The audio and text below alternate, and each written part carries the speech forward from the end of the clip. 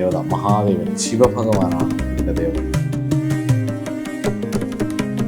ശിവന്റെ നക്ഷത്രമാണ് തിരുവാതിര. ഫീമെയിൽ സ്റ്റാറാണ്.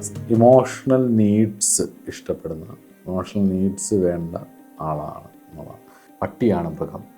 അതുകൊണ്ട് തന്നെ പട്ടിയെ വളർത്തുന്നതും പട്ടിക്ക് അന്നം കൊടുക്കുന്നതും ഒക്കെ വളരെ വിശേഷമാണ്. ചെമ്പോത്താണ് പക്ഷി.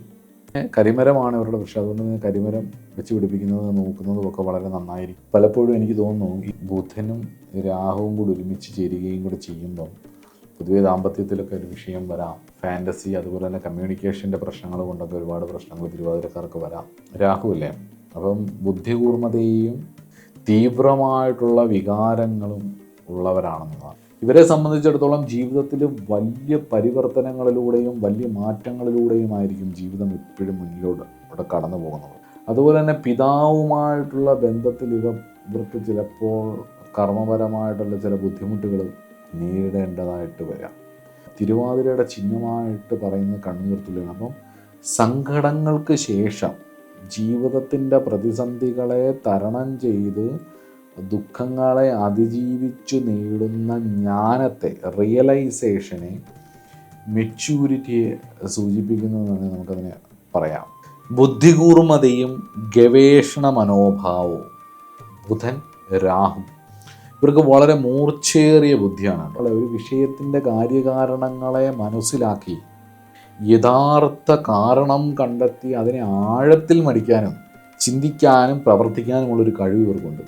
അത് സംശയമില്ലാത്ത കാര്യമാണ്.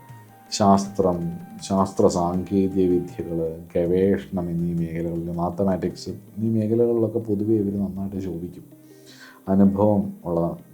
ഭയങ്കര കടുത്ത കുശാഗ്ര ബുദ്ധിയാണ്. സ്വന്തം താല്പര്യങ്ങൾക്ക് വേണ്ടിയിട്ട് കടുത്ത കുശാഗ്ര ബുദ്ധി ഇവർക്കുണ്ട് എന്നുള്ളത് പലരുടെയും കാര്യങ്ങൾ കൊണ്ടറിയാം.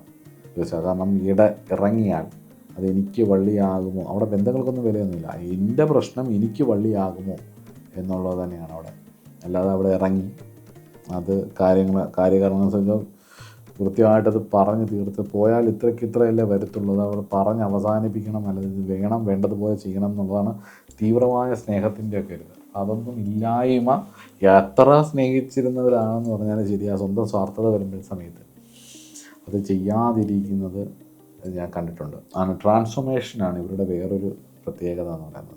ജീവിതത്തിൽ എപ്പോഴെങ്കിലും റിലേഷൻഷിപ്പുമായിട്ട് ബന്ധപ്പെട്ട് കണ്ണുനീര് പൊഴിഞ്ഞിരിക്കും. ആർദ്ര നക്ഷത്രത്തിൻ്റെ പ്രധാന സവിശേഷത എന്ന് പറയുന്നത് ആ കണ്ണുനീരിന് ശേഷമുള്ള അവരുടെ പരിവർത്തനമാണ്. നിങ്ങൾ ആ ട്രോമയിൽ പിടിച്ചോണ്ടിരിക്കുന്നത്, ആ ട്രോമ ഹീൽ ചെയ്ത് പുറത്തു വരണം.